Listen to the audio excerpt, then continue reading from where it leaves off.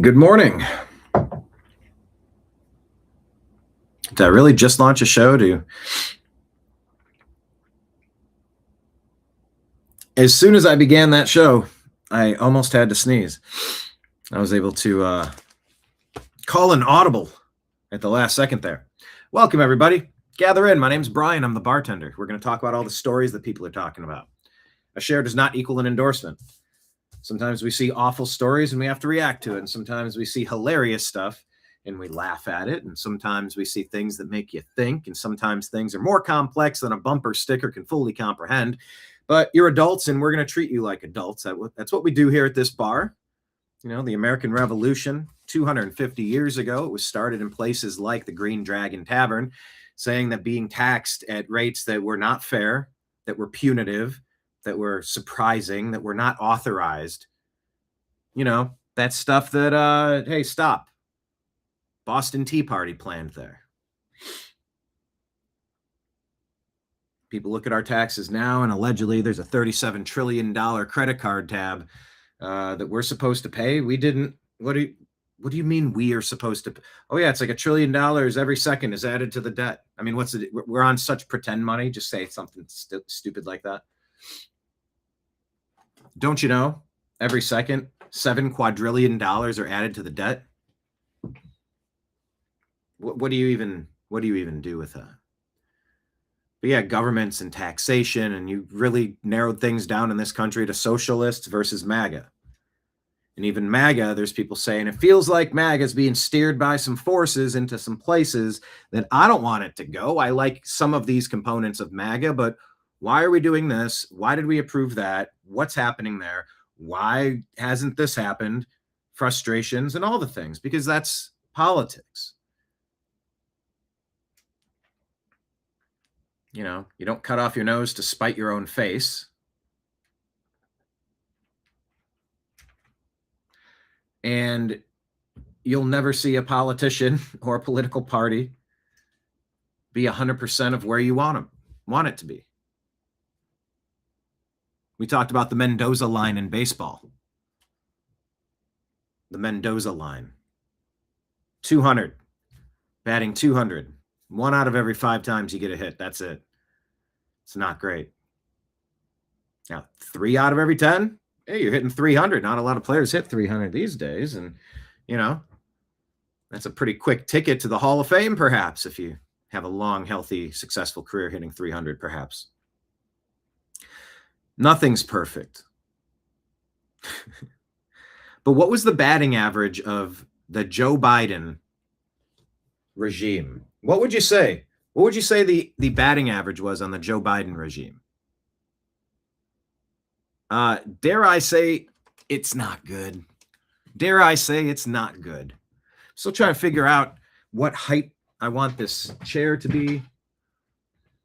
I've swapped out chairs. I think the whole office needs a redesign. Thank you to everybody who showed up yesterday for the TNAM PM show. People have been saying, let's do a show in the evening. So we started doing some shows in the evenings. We're going to test that out, see how that goes. Yeah, I feel like I just need a new desk chair. I am not comfortable in this right now. Yesterday, tried to broadcast from a different location with different internet strength on a different device with different processing speeds. And the background disappeared. Now, of course, I'm back in the regular studio with the green screen and with the cameras and everything. Sorry to inform you, this is not a literal bar. But I have bartended a lot of different places. I read a Kelsey Grammer quote about something. Maybe it was about the reflecting pool and President Trump cleaning up the city and something. And I'm trying to remember why I just brought him up. There was something about that. Green screen, studio. Well, obviously, I was referencing when I met him in person. That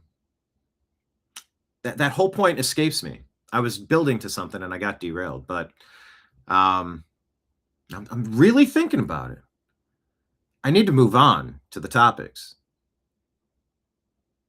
But why did Kelsey Grammer come up? The reflecting pool. It was sort of along the lines of Trump derangement syndrome, but I don't think that was the point I was making. But then I started thinking about that and I forgot where I was going. You ever do that? You're in the car and you pull out and you go the wrong direction, or you actually make the wrong turn and you're like, oh, what? Maybe you make that drive 100 times. You're always doing that thing, but instead of you got to go do this, but you're just on autopilot. Lost the point. Maybe I just have a secret yearning to talk about Kelsey Grammer. I don't know what point I was making. Cheers, everybody. I need to have a little bit more coffee, I'll admit. Doing 2 night shows and 2 morning shows in 2 days. That's 4 shows in 2 days. It's sort of resetting and recalibrating the algorithm. I knew this was going to be interesting. But maybe the show belongs at evening for a myriad of reasons. But I love doing this here where everybody is, But we'll see how it goes. I'm going to try what I'm going to try. But thank you to the people who joined over there. The studio, the processing speed, Kelsey Grammer. That's where I was, right? Something crossed my mind and I thought I had it in my hand. And when I looked for it, it was gone. I thought I was holding something. I reached up, I grabbed something. I thought I could feel it. It was a thought. It was connective tissue to tell you that story to the next one. I'll chalk it up to coffee, lack of coffee. Anyway, back to socialism versus MAGA. That's essentially where we're at. The Democrat Party is no more. You can see that they're going full-blown communist, socialist, Marxist, whatever you want to call it. Democratic socialist. Yeah, you're socialists. Just drop the Democrat Party crap.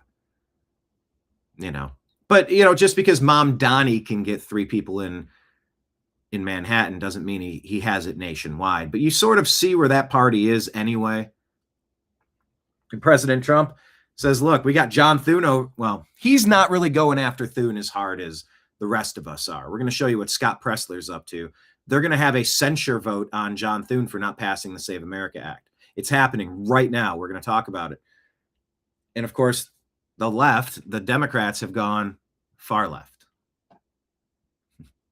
Thank you, Arnold. I appreciate you. That's not where I was going, but yes, Kelsey Grammer, of course. He was the regular on Cheers. The bar scene is referenced by my bartender experience. Bartender, Cheers. Well, while bartending, I served Kelsey Grammer at the Vanity Fair Oscar party in Hollywood. And I told him, I appreciate you. I just wanted to say you've one of your roles is one of my favorite of all time. He goes, oh, well, thank you. Which one? I said, Sideshow Bob. And he goes, Sideshow Bob. And I said, yes, your voice, that character on The Simpsons as Sideshow Bob is one of my favorites of all time. Just it's fantastic. I just love it so much. And I want to say thank you. I think it's the best. He's like, wow, that one. And I'm like, I think I said something like, it's better than you realize it is. Or something like that. I was just like, it's great. I love it. No, he's a super nice guy, super cool guy. But I read a quote about tearing down the country, and maybe that's where I was going. Because you have a group of, maybe that's where I was going. I'm going to go with that, because that is literally where I was at. The Kelsey Grammer quote, I'd have to pull it up. But I think it was something about a discussion regarding, reflecting pools, and should you be making things clean and safe and nice, or is there something wrong? And it's not good. I think that was the general gist of it. That's basically where I was going with that connection. But yeah. The Democrats, we're democratic socialists. No, we played you the clip on last night's show. They're like, we're not Democrats. We're using the Democrat Party as a vehicle to gather the power, to seize control.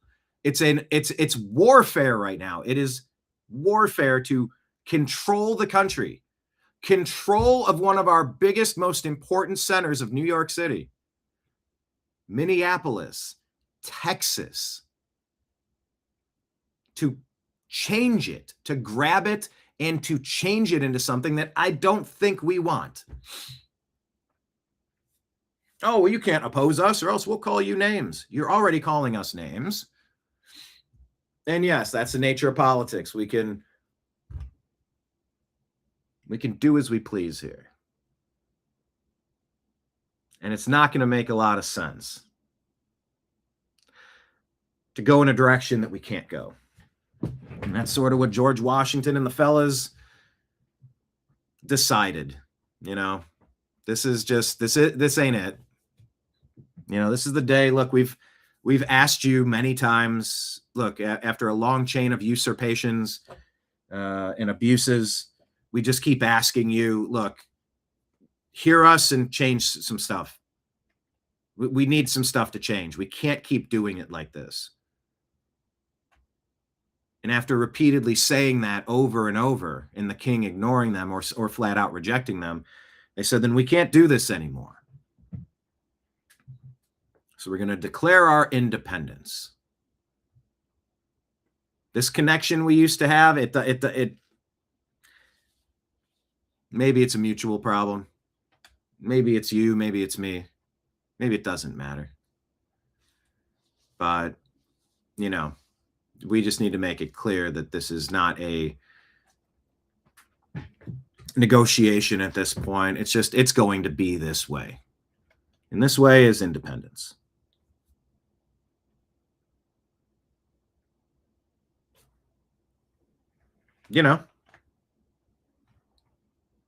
When in the cause of human events.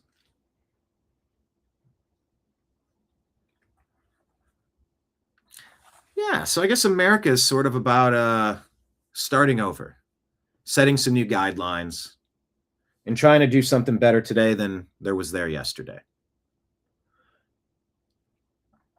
Socialists love to steal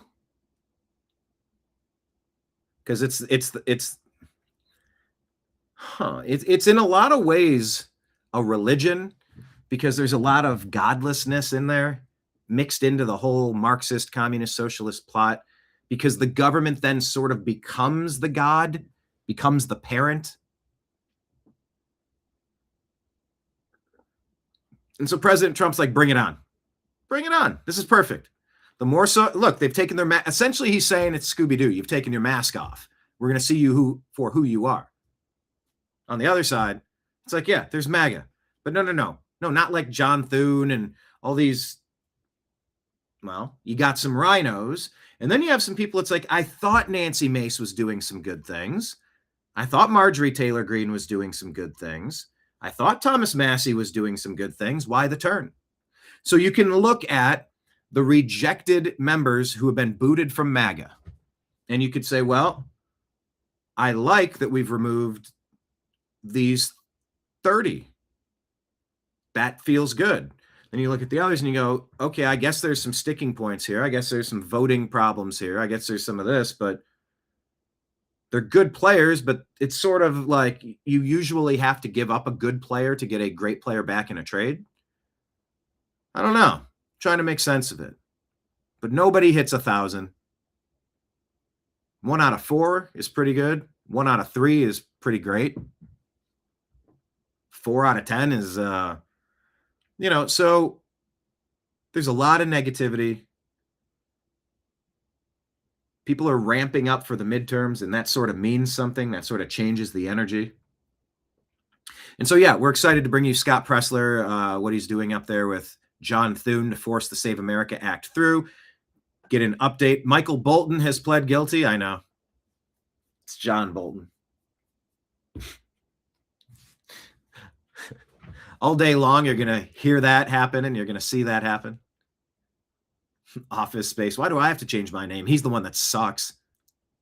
I celebrate his entire catalog. Anyway, we'll take a look at that. And yeah, SCOTUS rulings are reshaping the country. I feel like a lot of the SCOTUS rulings were fairly redundant. I don't know. I'm sort of confused why we really need to be arguing some of these basic issues. But on the other hand, I am relieved to see that some of these are going the direction you would hope they would go. And you just hope they're not going to do something stupid with birthright citizenship. There's obviously going to be that concern. Speaking of concern, where's John? Haven't seen John for like the week. Marion's like, nope, everything's good. Marion, what's John doing? Haven't seen him forever. But anyway, we're going to talk about those stories and more, so leave your comments. I didn't really do the proper introduction because everything is reconfigured. It's okay. I think we got a plan. I see how it's coming together, and I'm here for it, and I'm glad you're here for it as well. At the end of today's shift at the bar, by the way, before we get going, please share this show. Click copy on YouTube or Rumble or Facebook or X, however you're watching. Text it to one of your friends. Put it out on Facebook. Put it out on Truth Social. Put it out on, wherever you talk to people. And invite some more people in. At the end of today's program, I will finish up my shift. You'll owe me $0 in free cents, of course, but we are working. We are here to provide some news, some entertainment, some community, some camaraderie, some fun, some thought experiments. It's a job because I don't know how many hours I spend learning about the story, so I'll have something interesting to say. Gathering as many of the interesting things together. And so, yeah, it's basically the hours that normal people would work a 9-to-5 job. I condense it to an hour or two show. So at the end of my shift, your tab is free, $0 free cents, but there's a tip line at the bottom. And we would encourage you, as this month is wrapping up, just a couple of days left in June, please consider going to patreon.com/thenewamericanmedia, becoming a sponsor for as little as $5 a month on a repeating basis. Rumble and YouTube, you can do the same. We can do Rumble rants and Super Chat one-time tips. I'll toss a silver coin or two into the back jar there. And of course, Venmo Cash App is my name, Brian Engelman, and then PayPal is fuzzinstallment@yahoo.com. All scrolling at the bottom of the screen. You just pause it and go, oh, okay, right there. There's where I go for that. It's all appreciated, each and every one of you. So let's do a proper introduction. Broadcasting to you live from the Orion Spiral Arm of the Milky Way Galaxy, the solar system, planet Earth, North America, the United States of America, somewhere outside of a World Cup game near you. My name is Brian Engelman, as I said. Today's Friday, June 26th, 2026. And this right here, the thing that you are watching is called the TNAM Daily Show here on the New American Media. We told you the topics. We welcome you to the bar. And we ask that you buckle up, buttercups. TNAM Daily Show starts now.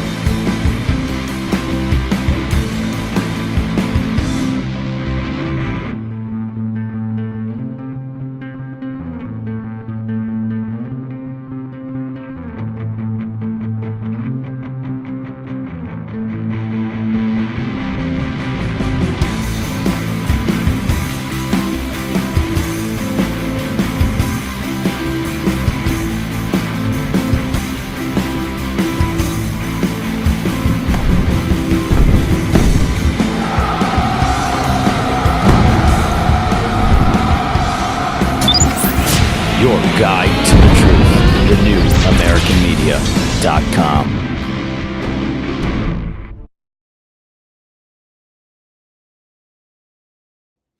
Thank you so much for being here, everybody in chat.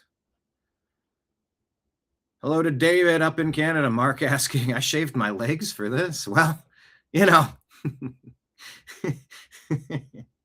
oh, if I had a nickel for every time I heard that. Oh, boy. Yeah, everybody hit the thumbs up button, hit like, hit subscribe, share the show with a friend. Yeah, tried broadcasting on a different device in a different location. That was a lot.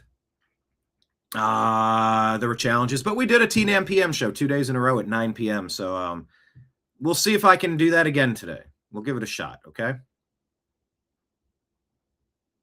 And here's what I'm going to try to do. If I think I'm going to be able to do it, I'll try to set the show up earlier in advance, so it'll be set there. But then again, I don't really set these shows up that far in advance because I don't know what the topics are going to be. I know I could just put the date of the show and then update the topic right away, so it'll be sitting there and everybody will know, but it's all right. You guys know. You know what time we open up. I don't need to make a big deal out of it. Dina says politicians are gagging on, that's cash, right? Is that cash? That's so small. Is that flying cash? That might not be all that they're... Marion could use a drink right about now. Well, good thing you stumbled out of all the gin joints in all the world. You found your way into mine. Shot of banana rum for the lady. Will that be chilled? Is that the dark banana rum? Is that the chocolate banana rum? Or is that the clear Bacardi banana rum? I've made so many drinks in my life.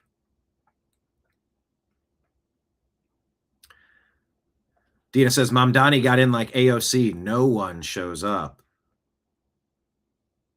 So that's interesting. Do you think instead of adding votes, do you think that's going to be their new thing? They figured out they can't add fake votes, so they're going to delete real votes.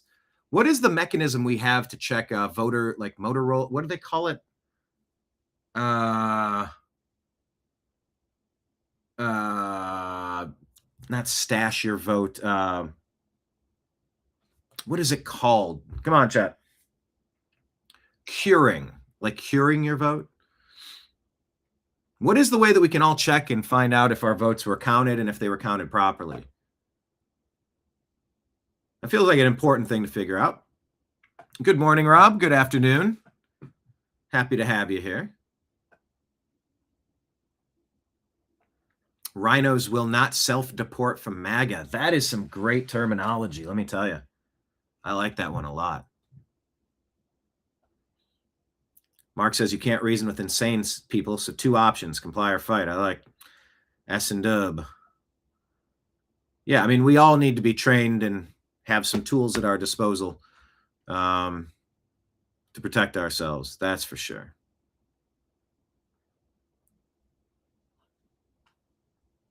All right. Only the small groups vote, like only the proponents of it. Yeah, but I mean, how far off on this vote in New York City was it from the last time around? Is it possible that they're taking legitimate ballots and just throwing them in the trash, incinerating them, and they're never getting counted? Because now it might be harder than ever to catch fake votes from illegal aliens or people that registered, and you got dirty voter rolls everywhere. So they're claiming that there's thousands of people living at the same facilities that have been closed for 7 years. Like, these aren't real people with real addresses that can be verified. Like, we can't confirm, like, these are not,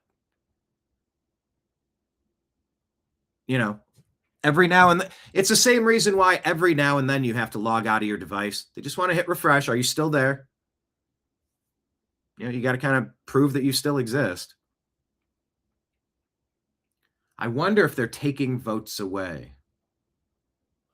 David wonders if the election system is too corrupted at this point. Well, it's the reason why you got to push for the Save America Act, and that's the reason why Scott Presler is doing what he's doing. So anyway, let's go ahead and jump into the stories here. More American or travel to the world. I can't really press play on America. There we go. Look, I've told you how many times what I'm looking for out of Instagram would be an opportunity to press a button that gets rid of the background music but keeps them talking. Almost as if there's 2 separate audio files. Just take the music and move it over here where you don't have to hear it. I just want to hear them. They're just talking about how great all these foreigners are coming to America and they're loving it. They're having such a good time. They're impressed. America needed a glow up, and this has been a great opportunity for that. Best part of the World Cup, Japanese fans discovering Texas, the barbecue, everything. Decades of anti-American propaganda obliterated. World Cup fever. So in one summer, we've sort of brought our glow back. We are on the global stage, an enviable place instead of a miserable place. And that's all the Democrats, socialists, Marxists, Obamaists, New World Order, globalists, whatever. See, and that was put out by the White House, by the way.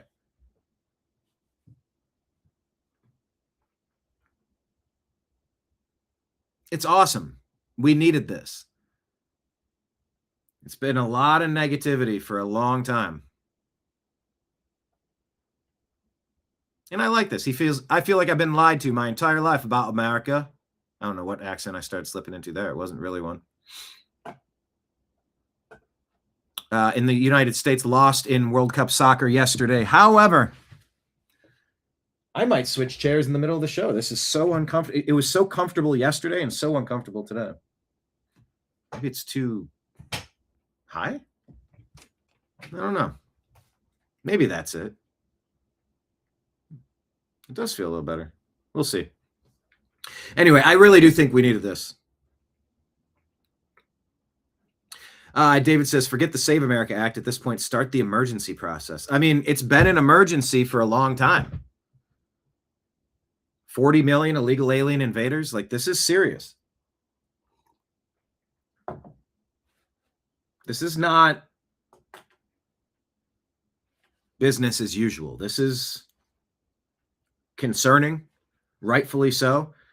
Any rational thinking person would have large concerns about this. So in that case, I've said it before, the whole group, everybody, lights on at the nightclub, everybody out the back door. Everyone has to go back around. We need to check your ID again. We're giving out purple wristbands now. None of those green wristbands are valid. Someone came in here with a whole stack of ones that, they're no longer valid. We got to get this figured out. And the Supreme Court has set the path for that, saying, I don't know what this whole Democrat socialist plan to bring in people to vote for their party was all about, but we're not going to let you steal the country. This is not America. This is not how we do this. Because it's sort of the antithesis of the governing documents to go socialist. The people, you vote your way into socialism, but you have to shoot your way out. And it's bad. It messes up every place it goes. So anyway, I think America needed this glow up, and they got it. I'm very happy about that. Team USA did lose, but they were playing all their backups because it was already determined after their first 2 wins, they would be playing the same opponent next week. So there's that. So they lost 3-2 on a last-second goal or something, but they were using their backups and getting the rest and getting ready for the next round that we've already advanced to.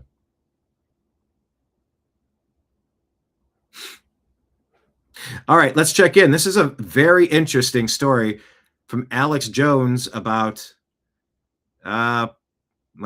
Epstein. Make of it what you will. His claims aren't my claims, and I think he's just reporting what other people are saying. So take a listen. We've talked about it on this show several times. In fact, we have Miami Bob as a player on our TNAM softball team, do we not? Right there, Miami Bob and Palm Beach Pete. What's that all about? Well, here you go. Stuff like this, but I had a guest on saying he thinks Palm Beach Pete, like a lot of people are saying, is obviously Jeffrey Epstein. That's the whole point of it. And the guy's kind of trolled around and gotten a lot of, clout with it. But now it's getting a little serious. He's like, no, it's not me. I don't think it's him. Right. Okay. But he has reached out to us and he said, hey, real Alex Jones, I'm not Jeffrey Epstein. We do a red shot of that. I would be happy to come on your show and explain this to your followers. So I think he's coming on tomorrow or the next day. Now, this is where it gets really weird. Maybe we can pull the HD of that up. I thought we had a copy of this. But here is a letter that is put out officially here. Boy, it's dark in here. And this is put out by the state of Florida, the FSE, and it is just crazy. They are saying that the state doesn't want them to release the DNA test because it's got anomalies and they have problems with it being released. When have you ever in your life heard of a government saying don't release the DNA test? Read that to people on air. You got it. Dear Mr. Blank, the Division of Elections has been made aware of credible information that raises serious concerns about your eligibility and suitability to continue as a candidate for mayor of Palm Beach in the 2028 election. Recent DNA analysis by Blank and related inquiries have produced results and have generated extraordinary public confusion regarding your candidate identity and background. These findings call into question key aspects of your campaign and directly impact the integrity of the electoral process and public confidence in potential elected officials. The Florida Division of Elections will assume full responsibility for conducting and overseeing all future analysis relating to these findings rather than relying on independent laboratory results. We may require your participation in additional DNA collection and testing procedures as part of this official review. As state agency responsible, blah, blah, blah, Chapter 105, Florida statutes, we strongly advise that you immediately withdraw your candidacy. What? Voluntary withdrawal at this stage would allow you to address these matters privately. Is he Jeffrey Epstein? While minimizing disruption to the electoral process. What is going on? They want a written response. What's your take on that? Well, I was going to start the hour with that. That's why I was chomping at the bit to get here. And it's in the news now. It's confirmed that the state elections board came out and said, you need to drop out with what we found here. Spooky. And are we in a Twilight Zone episode? I mean, how do you start the segment? The State Board of Elections found out that Palm Beach Pete, that they're saying Jeffrey Epstein was doing a DNA test for the private company. They said, we're taking over. We're not allowing that. They don't have the right to do that. We suggest you drop out to take care of your problems. Right. What the hell is this? I think you have something for it. It's liberal. It's too weird. And all these events are just a little too weird. I don't know. I didn't think he was Epstein, but now. I mean, did they find out like he's a Martian or something, or he's a dog? Yeah, he's from Krypton. I don't normally get involved in weird stuff like this, but I had a guest on saying he thinks Palm Beach. I love the intro. I don't normally get into weird stuff like this. Alex, it's okay to get into weird stuff. Also, you're like sort of like the founding father of getting into weird stuff because everything to the ignorant is weird. And much like anybody, I couldn't figure out which one to do. So I twisted them together like a caduceus. That's what I did. You're sort of the godfather of getting into weird stuff. And it's okay. I'm here for it. We're all here for it. Because guess what? Your batting average on a lot of these things going, end up actually panning out. Like there's that whole phrase, Alex Jones was right. Well, why was Alex Jones right? That's a thing. And then also famously being accused of things and having to deal with all that Sandy Hook stuff. Or creating some of that Sandy Hook stuff. Or, for the people that want to find one outlet or one pundit and just, it's unforgivable that you did this or said that or had this story or had that story. Where's that same energy for NBC, CBS, Fox, CNN? Did I say MSNBC? Or so spare me. How many of the great big important stories of the last 10 years have been intentionally deceptive? By the way, we'll get to John Bolton. But yeah, what do you think? I believe Alex said that it was a caller or somebody that was telling him this story about Palm Beach Pete being Jeffrey Epstein. So let's ask the crowd. Let's do a flash poll. Agree or disagree? Palm Beach Pete is Jeffrey Epstein. Agree or disagree? Palm Beach Pete is Jeffrey Epstein.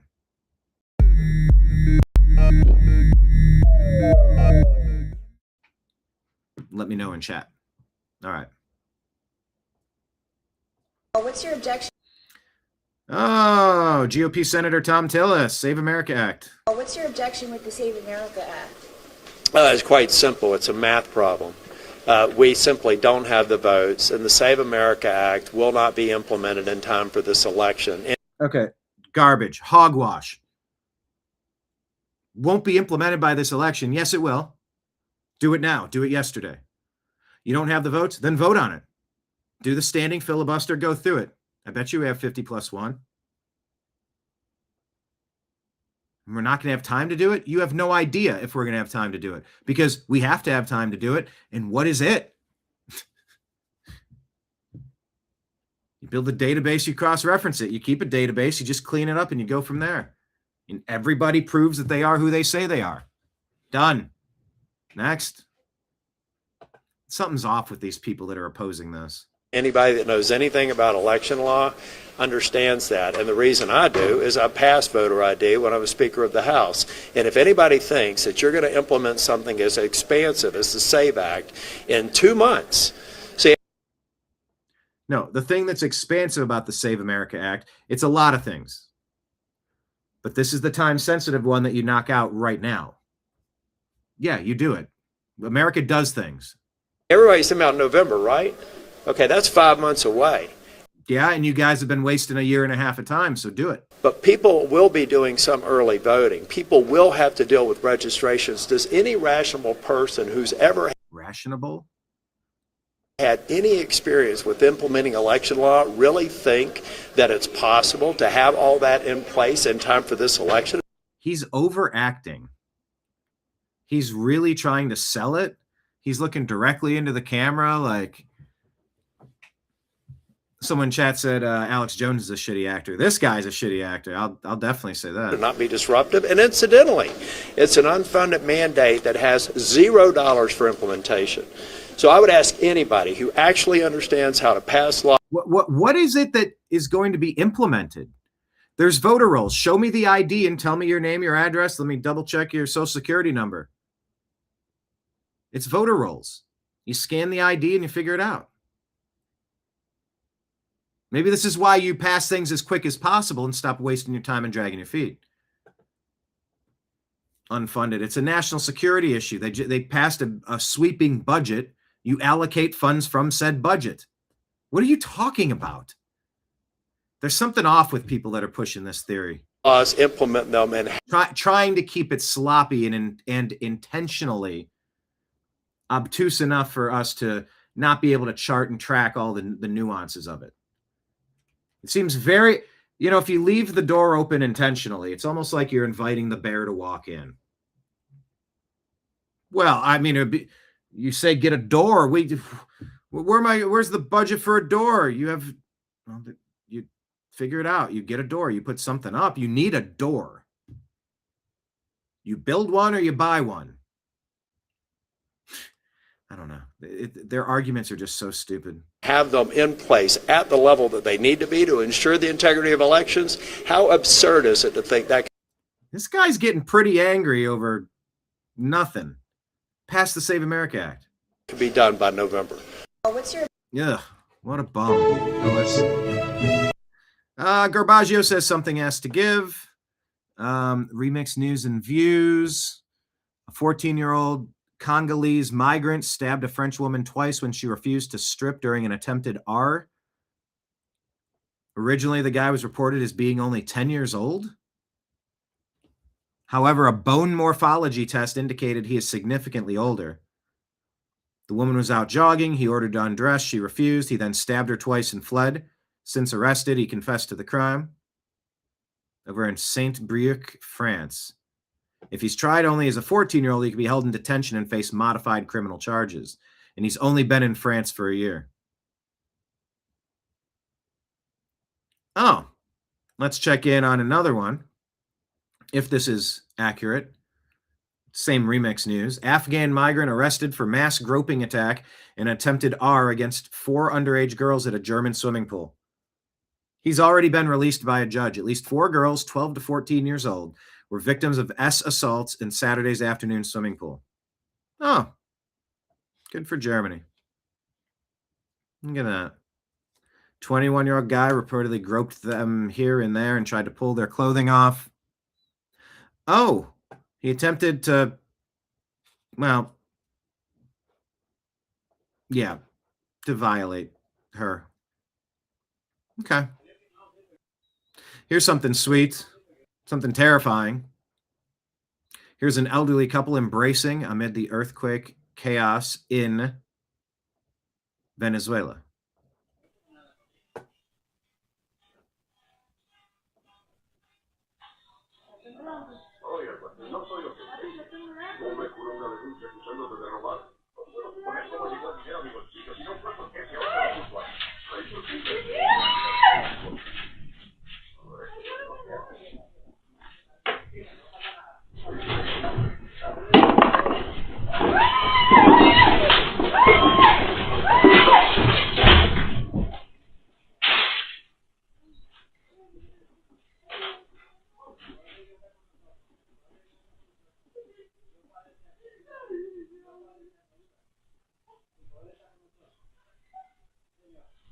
Elderly couple embracing amid the earthquakes in Venezuela.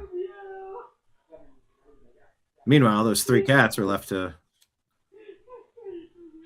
fend for themselves, it seems.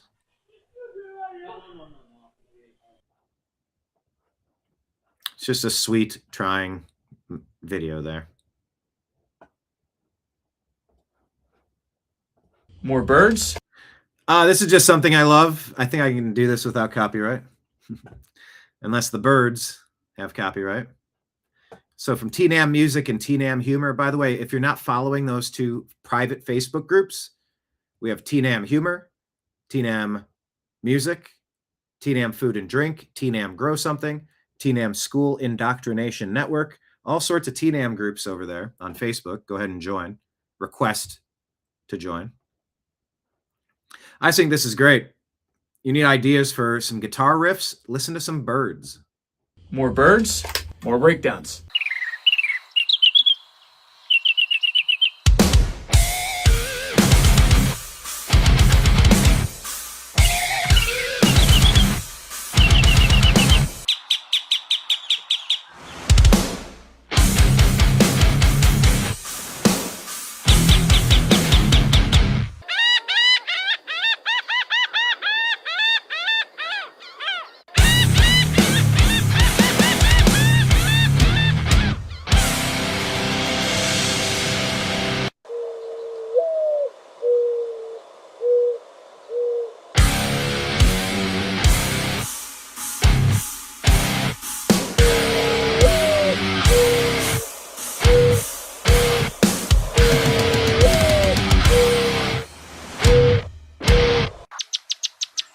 I just love this so much.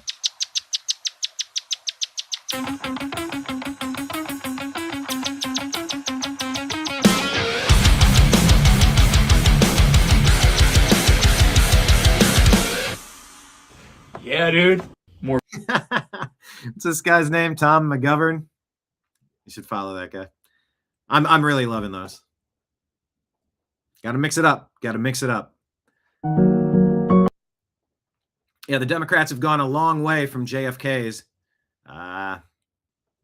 ask not or what your country can do for you, and ask what you can do for your country. Meanwhile, Daria Liza Avila, the Democrat nominee, says, I forgot to get napkins, so I just wiped my hand on the American flag behind me. Oh. JFK, ask not what your country can do for you, but what you can do for your country. Ilhan Omar, we as Somalis should have confidence in ourselves. As long as I'm in Congress, no one will take Somalia's seat. This woman, the woman you sent to Congress, has the same interest as you. Well, this is all according to Basic Optimism. I haven't checked all these quotes. I'm just reading them with you. Bill Clinton said, many places in this country are disturbed by the large number of illegal immigrants. We moved aggressively to secure the border by hiring a record number of agents. Mamdani, we need to abolish ICE. So yeah, JFK and Bill Clinton would not be welcome in today's Democrat Party. Ask not what your country can do for you. Let's see what Aberkawa says, Democrat nominee. 9/11 is the consequence of capitalism, racism, white supremacy, and Islamophobia. You want this person in charge of things, Democrats. Bernie Sanders once said, if wages are going down, I don't know why we need millions of people who will work for lower wages than Americans. Right? Daria Liza Avila says, ICE is being used as a cudgel for fascism. Yeah, it's just word salad stuff again. ICE should have never existed. It was created in a period of deep Islamophobia. You should not be afraid of a political ideological movement, ideology that pushes domination, expansion, control and conquering, and removal of dissenting voices. Yeah, why would there be any phobia around something like that? She also said, we are Westerners fighting for the total eradication of Western civilization. If these quotes are accurate, if they're not, you let me know. I'm not familiar with this source. I'll tell you that, Basic Optimism. But I know some of these are directionally true. A lot of these are things I've read before. Yeah, those two both won primaries for Congress in New York. The West has lost common sense. Basic Optimism. All right. If you're a journalist, why do you not? This almost feels like a sketch. Serge Philly, Frankie Scales. This lady in rainbow comes up, rainbow socks and rainbow shirt, and says, if you're a journalist, to this man on the street. If you're a journalist, why do you not have a name? Where's your name badge? Where's any information? At least they told me who they were. You don't have any. So I should have like a name badge. Yes, if you're a journalist, if you're any sort of publicist, that's news. That's literally the law. You have to have. That's literally the law. Should people have IDs when they vote? Oh my God, I'm not doing this shit. I'm not. Yes. I mean, it's. Oh my God, I'm not doing this shit. What? You're not able to comprehend the next answer in the sequence of events here?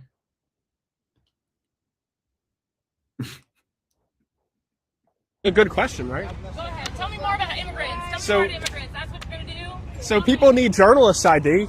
Do we need voter ID? Let me know what you think in the comments below, and like and share this video if you find that pretty interesting. If you're a journalist, why do you not have a name? Where's your name? I mean, it almost seems too perfect to be, it almost seems staged. It's so stupid of this girl to say If that. you're a journalist, why do you not have a name? Where's your name badge? Where's any information? At least they told me who they were. You don't have any. So I should have like a name badge. Yes, if you're a journalist, if you're any sort of publicist, that's news. That's literally the law. You have to have So that. should people have IDs when they vote? That's literally the law. Like that line right there is pretty ridiculous. Oh my God, I'm not doing this shit. I'm not. Yes. I mean, it's. If that was a real interaction, he absolutely destroyed her. I know people overuse that term, but that was just so interesting. I'm not playing this again. But apparently there's a new video that emerges of the French 17-year-old named Louis, who was beaten up by a group of foreigners a few weeks ago. Louis reported it to the police, who took no action. And now a group of foreigners have taken his life. I guess this guy was on some level of special needs. Sort of like the attempted beheading in Belfast, Ireland, right? Or was it England? Who can keep up in Europe? Packs of people preying on the weak. That's why Ortho always says in chat, is Ortho here today? Am I talking to someone at the bar seat and he's not in the bar seat? He always says, never leave your cave without your club. But you got to be aware of things when you're out in the universe. Prayers to that family. I hate this whole story. He apparently reported it to the police and they took no action, and maybe it was the same group that got him. Boy, oh boy. They attacked him. Candace has a 3-minute video saying there's a USB logo that was found on shards. She claims it's proof that Charlie Kirk's Rode mic explode. Well, what do we think on this one? Boy, oh boy, do I love you sleuths back home. Okay, I have to tell you, crowdsourcing to solve a globally consequential murder. This might be the first time it's ever been done in the history of the world, but it should not be the last time. Check out this email that we got yesterday in response to our show that we presented. What another sleuth actually happened to notice yesterday, that mysterious white on the black tempered glass shards that were shattered in the back of the SUV. That sleuth from yesterday pointed to the plausibility that Charlie's Rode mic was rigged to explode. They said, look, there's white on some of these pieces, Candace. Well, then we had someone send us an email and they started putting the pieces together. One crucial piece. They wrote, Dear Candace and team, I'm watching your show from earlier today. I'm in France and I had to stop watching when you showed the shards after reading that email. I quickly spotted the USB logo on the shard at the 15-minute, 30-second mark, the one to the left of the screen closer to you. And I wanted to check it. Please see below. All I did was screenshot your video and rotate the bit with the shard to line it up with a promo shot of the Rode mic. I think there's no room for doubt here. It's clearly the USB logo and or icon. Game over. Feel free to get in touch if you have any questions. I'm going to show you. This is what they attached to like from our show, the picture.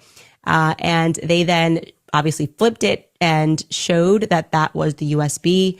I think this is incredible. Legendary Inspector Gadget finding. We did it ourselves. We can blow up that image and rotate it as well and put it side by side with the Rode Mike's UBS icon. So that really is something. I do feel like this is what we have to do. We have to get really molecular to close this case. I do believe firmly that it was Charlie's Rode Mic bits that were shattered all over the car floor.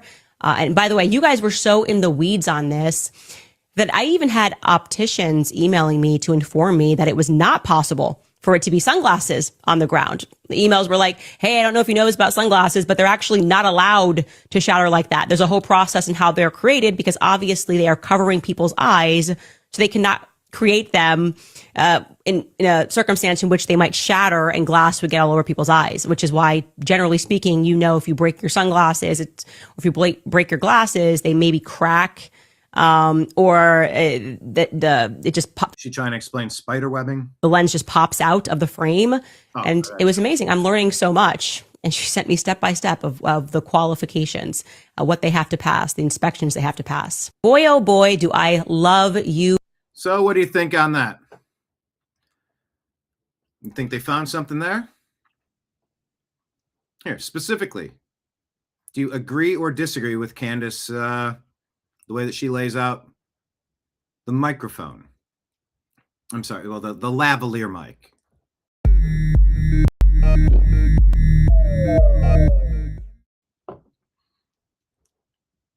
I don't know. I mean, let her release videos every single day talking about it and let the comments figure it out. The full investigation. You have the official investigation, then you have the sideline parallel investigation. Like how Route 66 runs alongside of Route 40 across the American Southwest. I don't know. I've watched videos that claim all of the kinetic energy. It's coming from that point where that lavalier mic is, and it shows the ripples on the shirt, that all of that is the energy. I don't know what device they claim to have used in that. It goes from blue to green or yellow or red, and it ripples, and you see it all like emanating like that's shot off at him. Maybe it was, maybe it wasn't. And I wonder inside of that device if there was an eye, if there was some sort of something that could be maneuvered even within that little device to make sure it goes the precise spot it needed to. I don't know. But I would like to make sure everybody's hashing it out. I don't want to just say, sit down, shut up. I mean, we're the generation that grew up on nobody believing the JFK assassination. Okay.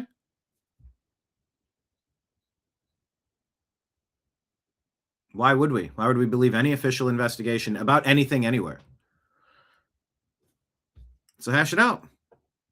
If something weird happened to you, I hope that we would ask questions as well.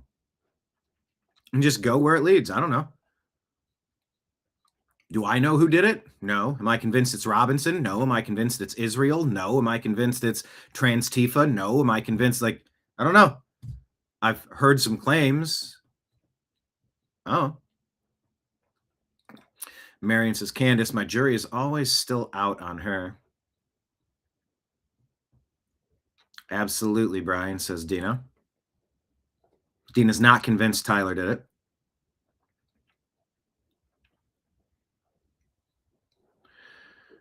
Anywho.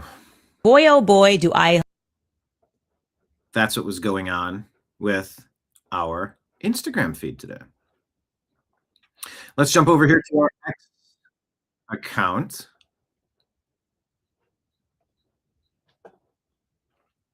You don't think Tyler did it? Well, then who did? There's the question. Who do you think took out Charlie?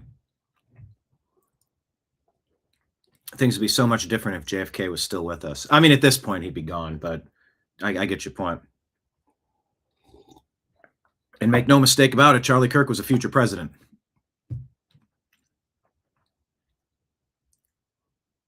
You could disagree with him. You know, no politician's 100% of what anybody wants anything to be. But he seemed to be a pretty intelligent dude, pretty sharp guy, capable.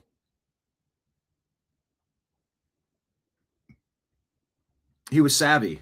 He understood the savviness of it.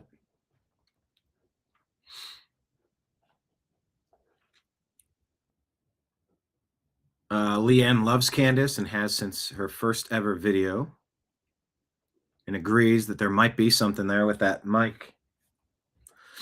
She has people contact her all the time, so it's plausible. Liberty Tango says JFK's death was the coup d'etat. And it's been argued many a time 2020 was a coup d'etat.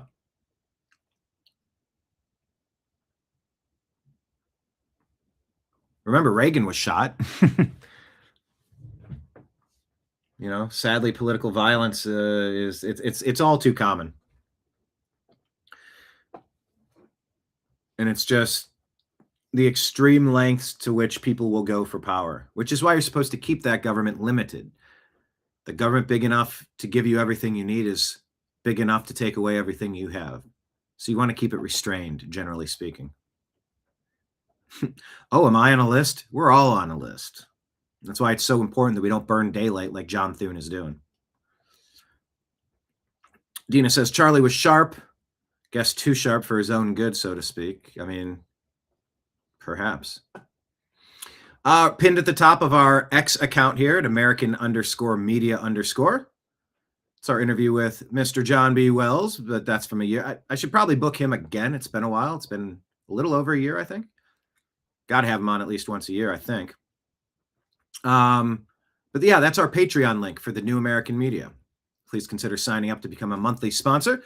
You can do the same on Rumble and YouTube, or you could just drop a one-time Rumble rant or super chat tip. They're always appreciated, and they go to keep the lights on here. As I point at 2 ring lights and overhead light and the electric box that I have my multiple cell phone devices and my laptop in. Yeah.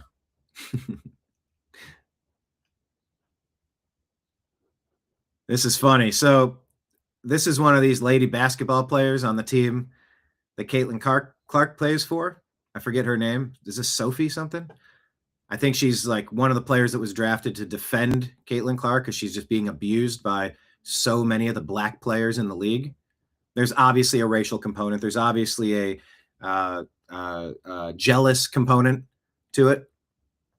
But it's so weird because if you invert the sports scenario, you're like, yeah, well, you just don't know what it's like. She's getting so much credit and she ain't all that. We built the league. It's not about her. Or something like that. Or some would just claim, no, that has nothing to do with it. And you go, come on, stop. The league is really physical to the point where it's getting to the point of becoming wrestling. It's football more than it's basketball. Shoot shots, score points. You know, go up, be attentive, be physical, but not a lot of these attacks on Caitlin Clark just seem to be assault. Just blasting her from the side to knock her on the ground, break a rib, hurt her back, blow out a knee, twist her ankle, punching her in the throat, like pushing down onto her throat and smiling about it. So anyway, in one of these videos, she's pointing at someone on the sidelines here. I forget what circumstance this is from what game. But Town Hall said, this is libs pointing to the Statue of Liberty to justify letting 10 million illegal aliens who want to destroy America into our country. That was a good double meme. Take something that's kind of happening now and then attach it to a current news story. That was nice. That was a good turn of phrase. I like it. Dallas Express News says Texas SBOE, Board of Education, something BOE. They vote to remove American Revolution from 11th grade U.S. history. The board approved changes Wednesday that eliminate coverage of the battles of Lexington and Concord, substituting a study of Oprah Winfrey in the revised social studies TEKS. Final reading scheduled for Friday. What? And then the question is, does it need to be taught in the 11th grade? Presumably it was taught earlier years. I learned about it in elementary school. Yeah, but that's our birthday. We should hear a wide variety of the awesomeness of our birthday instead of like, oh, America's such a bad place. No, you got to keep constantly reminding people the great things that have come from this nation. What's up, Ortho? Your ears must have been burning. I was calling you out. I need you to type your catchphrase, never leave your cave without your club, but we got around to it. Let this be a message to you. Never be late again. I say as I was 20 minutes late today. But no, I've said my show is a floating show. It's roughly going to be noon Eastern time every day. Sometimes I'll start directly at noon. Other times there are other things that are wrapping up, and I try to get it roughly, noon to quarter after or something, 20 after, 10 after, 5 after. Just kind of depends. I allow myself that amount of grace. But it's cool because when it starts, like the chat room's open, everybody's hanging out. It's a conversation. It's an ongoing conversation here. There it is. There it is. Never leave your cave without your club. Thank you for that. So yeah, I don't know. Maybe they're going to say they don't need to teach it. Sarah Gonzalez from The Blaze is like, what? All right. Well, regarding the Supreme Court rulings, you got laser eyes. Super ultra mega Clarence Thomas from the Supreme Court ruling, quote, aliens have no equal protection rights against the federal government. Aliens have no equal protection rights against the federal government. You snuck in here. You don't have priority over me and my jurisdiction here. I'm in charge here. And there may be rights that are granted to the people that I've invited who have gone through the process, who are in good standing here and inside this establishment. But you sneaking in the back door does not grant you those rights. You are alien. You are foreign to here. Just because you snuck in doesn't mean you're entitled to a damn thing except in a removal out of here. And we suggest you do it of your own free will and accord while you can. This will get a lot worse if you got to make us do it. We don't want to do it. But it's happening. So you've been asked, and now you're being told. The third step is here we go. This is all unnecessary escalation on your part after I've repeatedly told you to go back from whence you came. Aliens have no equal protection rights against the federal government. This is the law of the land. This is the Supreme Court. This is the ruling. This is what we use as our guiding light on the topic now, thankfully. But why are we arguing that water is wet? Of course. Why? In what universe would anyone think aliens have equal protection rights? Just because they snuck in? Of course they don't. Yeah, thus the word illegal. Now,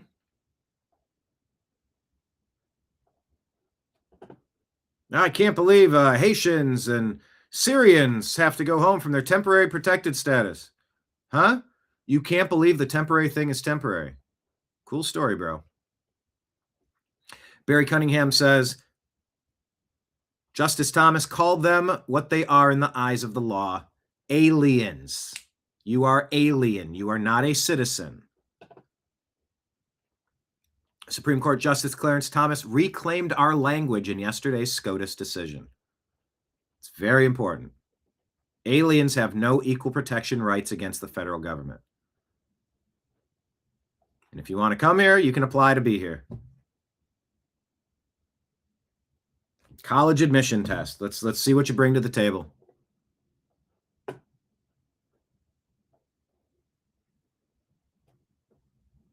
All right, let's check in on Representative Byron Donalds in Florida talking with the media. Seemingly a little frustrated at what the media is deciding is important versus what it's not important. President Obama opened up his presidential library in Chicago. You needed an ID to attend the event. So if you're going to show up for President Obama's library, you got to present a voter ID, a photo ID to gain access to that event. But to vote in our elections, you don't have to do that? That makes no sense. It's crazy and it's stupid. And so the United States Senate has a responsibility to open up that floor, use Senate procedure, actually have a debate, have a filibustering debate. If Bernie Sanders wants to hold the floor of the U.S. Senate for 6 months, let him. Go ahead. Swap out the Depends, get some body armor, somebody slip you some whatever you need. Keep it going. Body armor. Because it demonstrates the stupidity of your arguments. Yeah. That's what's going to happen. If they have to make these ridiculous claims, go ahead. You go ahead and argue against the common sense policies. You don't get into a movie theater without showing your ticket. It's the same thing. Where's your ticket? No ticket, no movie. No ID, no vote. It's unreal. Make them debate it. There's no debate. There's no defending it. Rick Scott drops this one line on every senator. Everyone wants the Save America Act passed. Eric Daughtry says whether that's through blowing up the filibuster and invoking a talking filibuster, we have to get this done. The pressure is palpable. Cancel recess. Cancel recess. Get to work. This is all we need right now. This is the number one thing. Why are the Cavs trending? Oh, 23 years ago, LeBron James was drafted #1 overall by the Cavs. And 23 years later, he's still playing.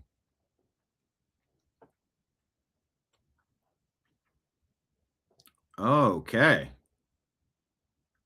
Let's see if he comes back. They're talking about trading Jarrett Allen for LeBron James. I don't know. If I were LeBron, I've got plenty of money. I'd rather try to win a championship with Jarrett Allen and play for the league minimum. I don't need $50 million a year. What is his Nike contract worth? I mean, dude is as well off as an American could really hope for. Anyway, we'll see how that shakes out. Anyway, I was curious to see if there was breaking news. LeBron had signed with the Cavs, so I had to check. All right, Scott, because I do a sports show called The Unhappy Hour. If anybody wanted to support this network by getting some merchandise, shoot me a Venmo.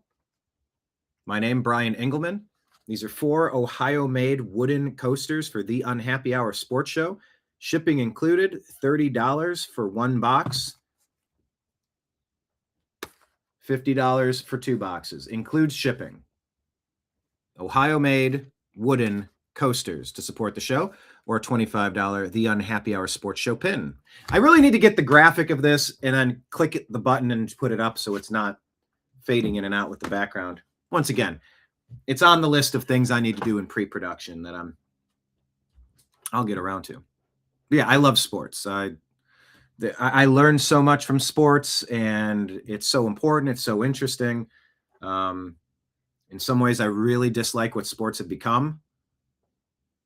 Specifically, a delivery tool for socialist propaganda, Marxist propaganda. You've seen a lot of that since Kaepernick, and it's not good. And LeBron's been at the center of that, and I've been none too thrilled about that. But regardless, definitely appreciative of LeBron's career, the championship he brought in 2016. We would have done it in 2015 if Kyrie and Kevin Love both didn't get injured in that playoff run. And then if we got those 2 in a row, I don't know that Kevin Durant goes to Golden State. It would have taken, the Cavs could have won 4 in a row at that time. And LeBron at this stage of his career, it's like he's playing on such borrowed time. Very few people get this old and play this long. So I don't know. Do you need to make $50 million this year? Because you're worth it. But would you rather just not have the Cavs need to trade a high dollar player and just say, hey, it's the end of my career. I've done really well. I've done really well. Hey, maybe I'll launch a line of shoes right now. A special edition for this season. I don't know. We'll see. But I do expect him to re-sign with the Cavs this offseason. That would be such a tough team. Donovan Mitchell, James Harden, Jarrett Allen, Evan Mobley. All it would take is LeBron to basically play for the league minimum, which would be an insult, and the players' union wouldn't want to see it. But he's a unique case. Going back to Cleveland, he wants championships. And if that's what it takes, his personal financial sacrifice, you got a much better chance if you keep Jarrett Allen on your team. All right, let's check down here. Scott Pressler says we are the #1 trend in America. I say because this is our movement, past the Save America Act. He says, I'm at the resolutions committee right now, and the South Dakota Republican Party is bringing up a resolution to censure Senate Majority Leader Thune for not passing the Save America Act. That is the way. All right, let's take a listen to U.S. Attorney Kelly O. Hayes about John Bolton. What are the details here? What are the key takeaways? John Bolton was a stalwart on Fox News for years and years and years, but he got himself into trouble. Let's see what they have to say about it. He pled guilty. Good morning. Thank you all for being here today. Oh, boy. Good morning. Good morning. Thank you all for being here today. The rules governing classified and national defense information apply equally to everyone, regardless of position and regardless of how long you have served with the United States government. This morning, just moments ago, John Robert Bolton II pled guilty in federal court to the unlawful retention of national defense information. According to the terms of the plea agreement, Mr. Bolton faces a maximum sentence of up to 5 years in prison, followed by a term of up to 3 years of supervised release. Hold on. What's the minimum? You're only telling us the maximum. Is it possible that that minimum is 0? And you're trying to save face by making it seem like it's a lot tougher than it is? I have questions already. He will also pay a fine of $2.25 million and will forfeit his pension under the HIS Act. As National Security Advisor to the President of the United States, Mr. Bolton had access to and was responsible for safeguarding the most sensitive national defense information, including classified material. Mr. Bolton knew how to handle classified information, where it should be stored, how it should be stored, and with whom he could share that information. He also knew the damage to national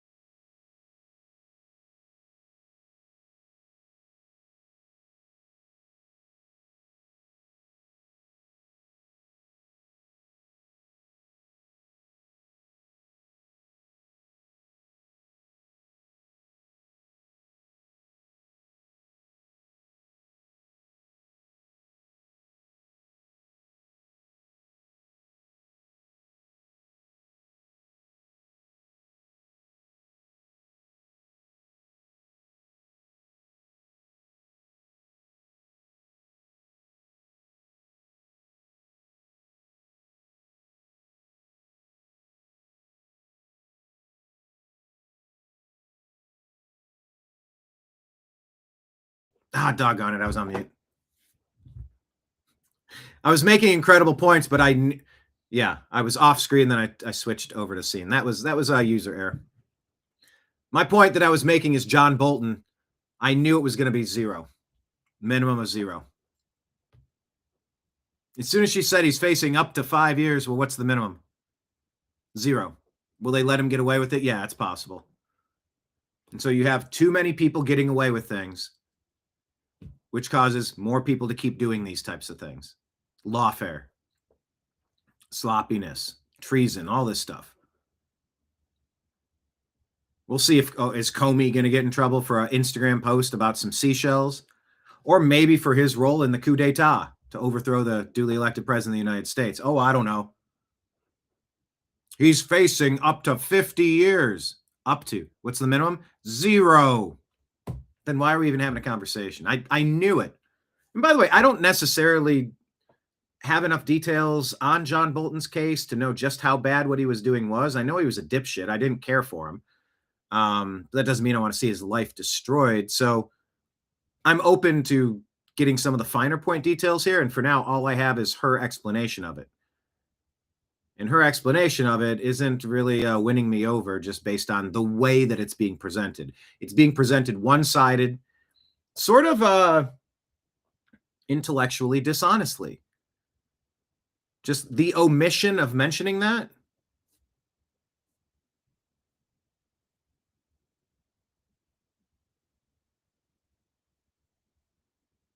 The omission of her mentioning that makes me think that I can't really believe her about the other details of the case. Maybe it's just me. Security that could be caused by mishandling that sensitive information.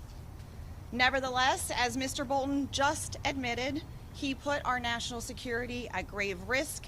By the way, is there an investigation into Joe Biden having all of this and by the way, the unclassified, the classified, what was I trying to say? The classified documents next to his crackhead son's car in the garage, but he was never a president, so he didn't have the right to have that information, allegedly.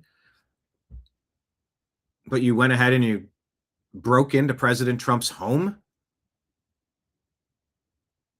and then accused him of this stuff too. You guys tried 100 things to take out President Trump. We don't want lawfare. We want justice, and we want things to be secure in our nation. So I don't know. I just my spidey senses are up on this story for a couple of ways. I don't know how else to describe it, but I'm trying to talk my way through it. In violation of the law. Our system of classified information is designed to protect sensitive information that would jeopardize national security if mishandled. And the national defense information at issue in this case was classified at the highest classification levels. The document in count 12, for example, revealed intelligence about an adversary's plans for an attack conducted against U.S. forces in another country. It contained human intelligence using sensitive sources and methods, and it discussed a covert action program. As Mr. Bolton admitted, he shared more than 1,000 pages of information about his day-to-day activities as the National Security Advisor, including information related to the national defense, with 2 individuals who neither had the security clearances nor the need to know that information.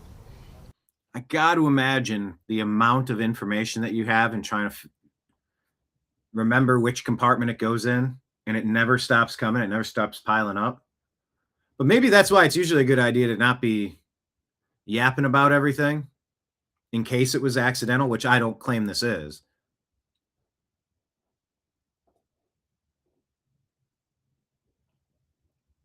But I'm to some degree, I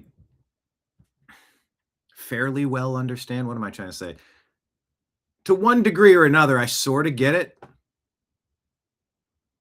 Ortho says, sounds to me like a made-up plea. I mean, it sounds like something. And remarkably, he did so using his personal email account and non-government messaging applications. Hey, great idea then. Okay, we understand. So when are we going after Hillary Clinton? For her private servers and Uranium One and the private servers? You mean wiped them? You mean like with a cloth? Yes, Hillary. We mean like with a cloth. I can't believe this lady. The mishandling of classified information can damage our relationship with allies.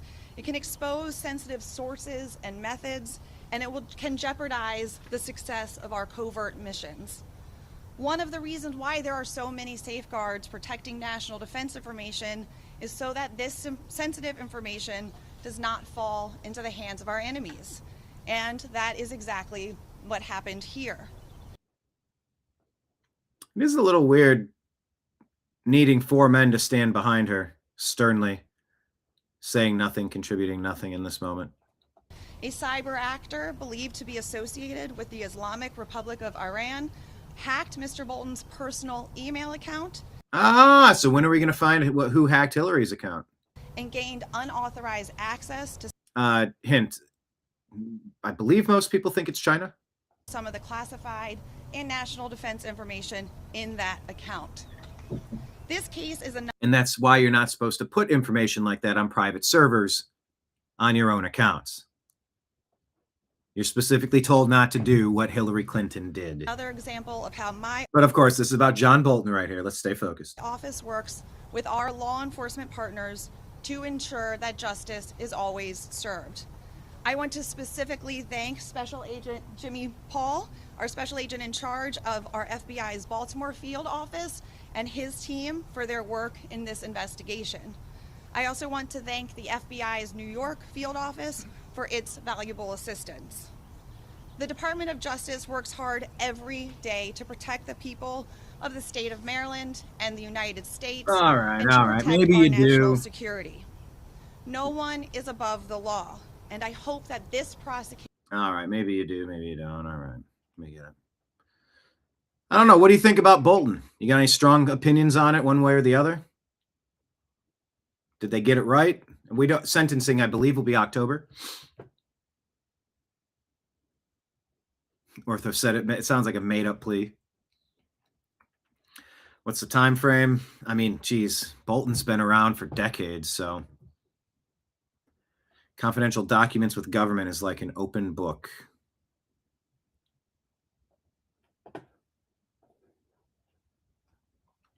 All right, Joseph Hernandez wrote this. What do you think? There's a reason history matters. Gotta change the screen. Thank you, Brian. There we go. Thanks, Jamie. There's a reason that history matters. Lenin didn't take over Russia overnight. He first took over his party. He energized young activists. He attacked moderates in his own movement as sellouts. He demanded ideological purity. Lenin promised free everything, demonized business, divided society into oppressors and oppressed, and insisted the existing system was beyond reform. It had to be fundamentally transformed. Sound familiar? Today, Zoran Mamdani and the Democratic Socialists aren't trying to win over the Democratic Party. They're trying to replace it. Primary by primary, incumbent by incumbent, they're pulling the party further toward government control, wealth redistribution, and anti-capitalist policies. History doesn't repeat itself exactly, but it often rhymes. Every New Yorker who believes in free enterprise, public safety, fiscal responsibility, and the American dream should be paying attention. Political movements don't transform institutions overnight. They do it one election at a time. Stay aware. Nancy May says liberal white women scream about The Handmaid's Tale, then they vote in the real thing. The real version, Islam, modern day. Look at how the women are forced to dress in that culture, and look at this one.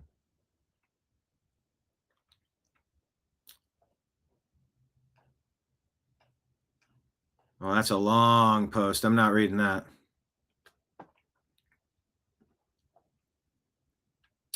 X22 said, this is not just another 4-year election where you write executive orders and the next administration reverses everything. Oh, really? Because some have claimed that. Everything Trump is doing right now is designed to be permanent.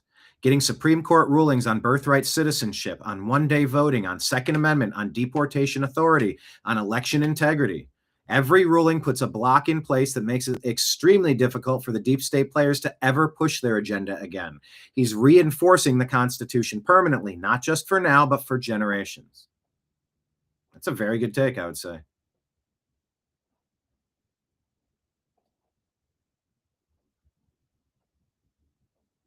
Where did my... There we go.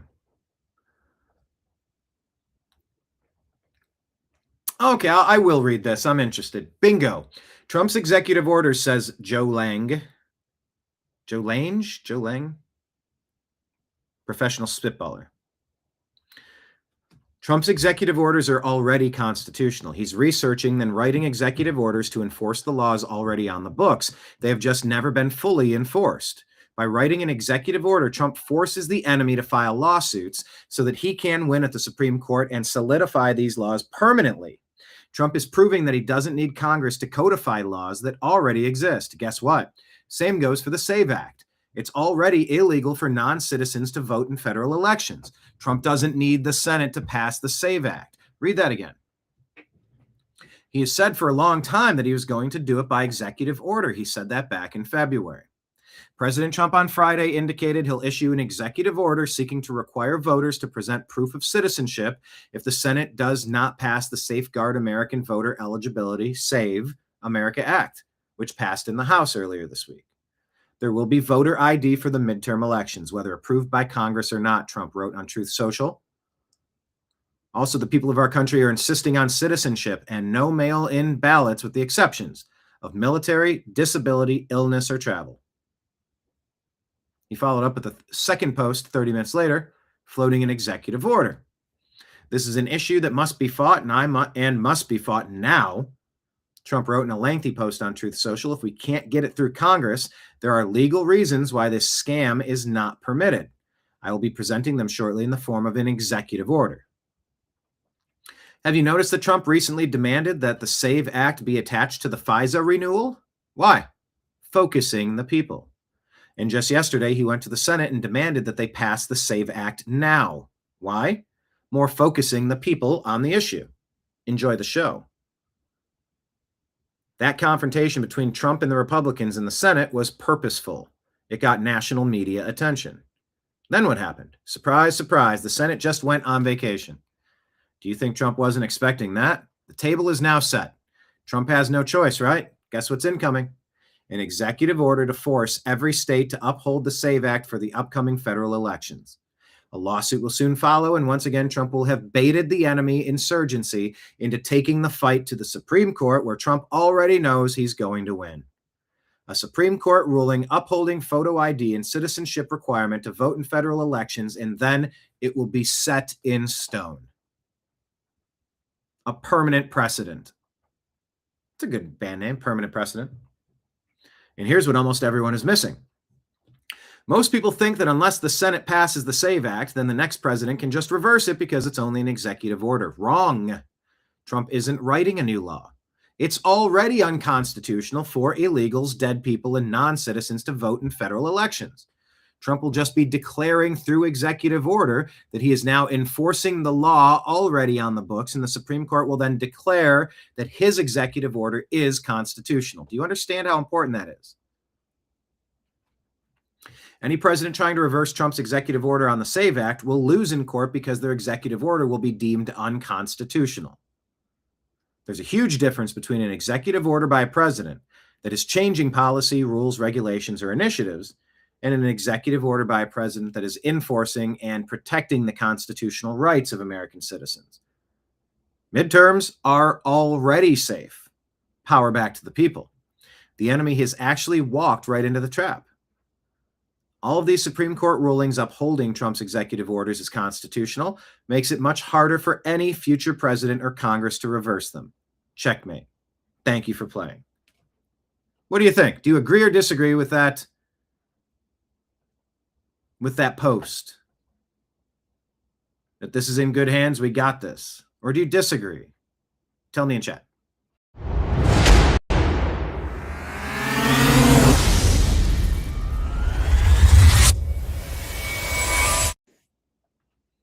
I keep telling you, I think Stephen A. Smith is going to run for president on the Democrat side. Here he is kind of going after Democrats because it's pretty popular to go after Democrats these days. I'll confess something to y'all.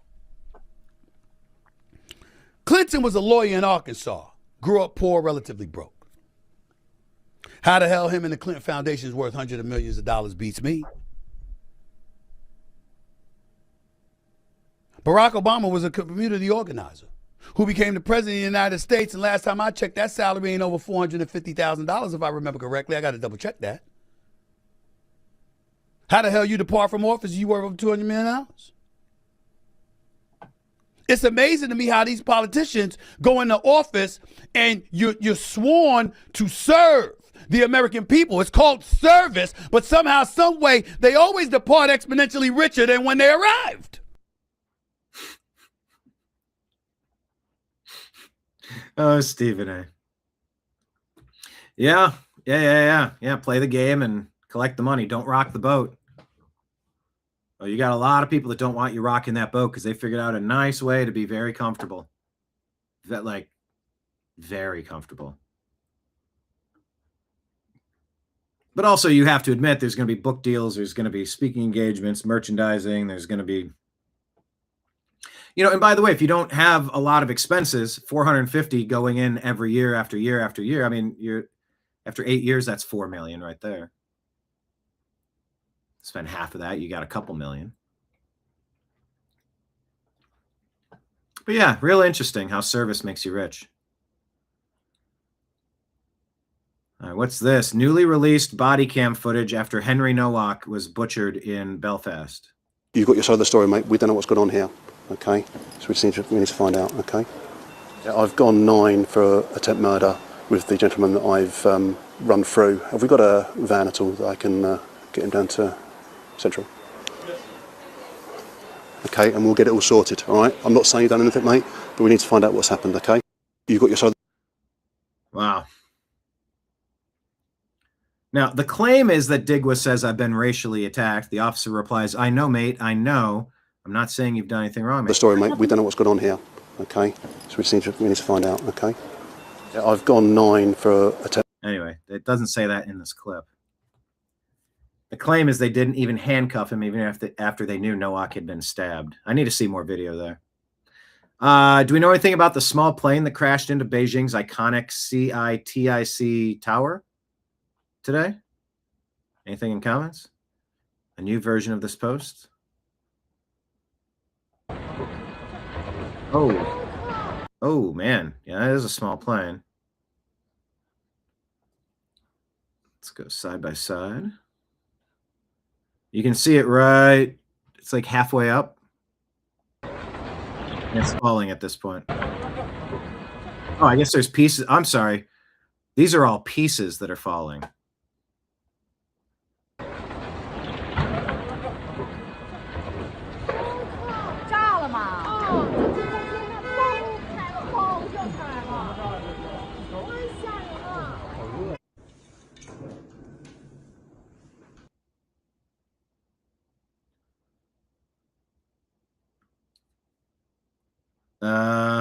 Do we know anything more about this?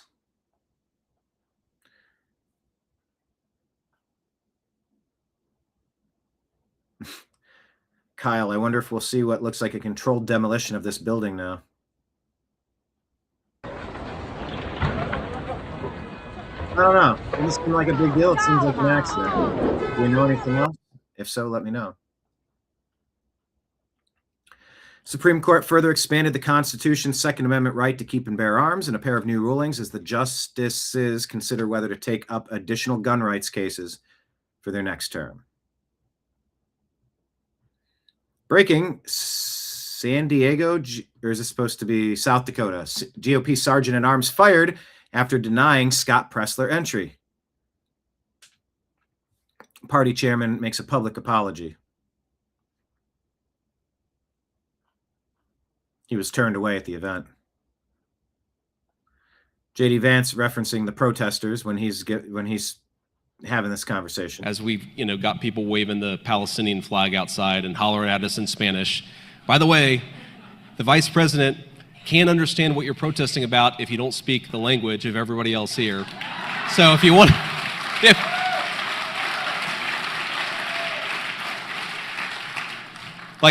note to protesters, if you want the vice president to hear what you're protesting about, you've got to use a language I actually understand.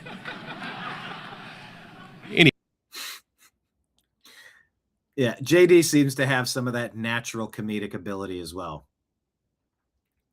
I think he has the tools in his toolbox to be president, much like Charlie Kirk. Whether you prefer him or you'd like somebody else, once again, no candidate's perfect and plenty of, but some rich guy that did some things that I'm not familiar with, but I'm unhappy with. I don't like that he's funding him. Yep, every politician on every side since the beginning of history you can say that about. But yeah, it was kind of a funny line. This is the guy that kicked Scott Presler out of the event. Check it out. Big on Facebook too, and I'm the asshole saying you can't come in because guess what? You're posting this little piss and moan session on Facebook. So you just get the hell out of here. Thank you.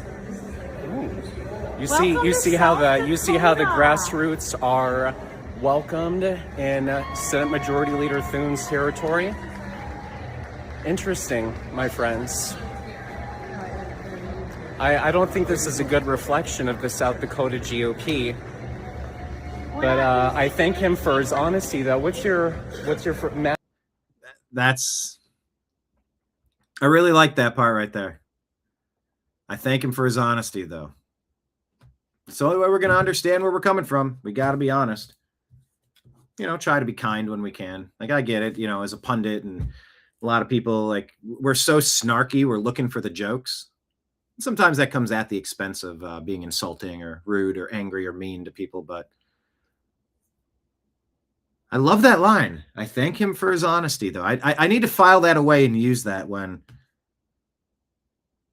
in another similarly hostile situation that comes up. I appreciate your honesty. It's helping me understand where you're coming from. Matthew Bruner, Sergeant at Arms. And if you want to go back, my interview with Scott Presler here in Milwaukee at the Republican Convention in 2024, it's on the YouTube channel and the Rumble page. Just scroll back to, I don't know, what was that? May, June, July of 24. And I'll put Scott Presler in my updated show intro. My new updated show intro should be pretty cool. It's just going to require me to sit down and focus on it hyper fixated for a period of time that I don't know how long that'll be. And I'm probably scared to get started because it might never end, but I should probably make a revised version anyway and just throw like 30 or 40 more faces at you. Because we've been a lot of places having a lot of conversations with people over the years. And, if you haven't been here for all 15 years, you don't know that we've had extended conversations with such people. And it's interesting. And that's, once again, why we reach out to viewers. We don't sell you pillows or coffee per se, but we do ask that you consider jumping on Patreon, Rumble, or YouTube, becoming a monthly subscriber. A little to you makes a big difference to me. A little to you makes a big difference to the New American Media. Yeah, your support means the world. So check out that interview with Scott, and Scott's keeping the pressure on Thune, as he should. Very happy about that. Senator John Cornyn. We don't like Cornyn, right? Cornyn's out. That was Cornyn up there. He's saying he doesn't like closed primaries. Well, why? Is that because you're a plant of the left? Is that how that works? He's claiming Democrats haven't turned Texas blue, but Republicans might. Maybe so, maybe not. There's a lot of problems having open primaries.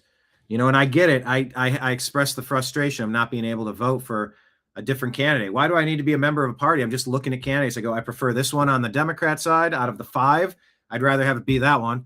Out of these 5, I'd rather have it be that one. But if you don't, you get so much crossover, they can put their sabotage candidates in, and you get rhinos instead of MAGA people. And that is something. Yeah.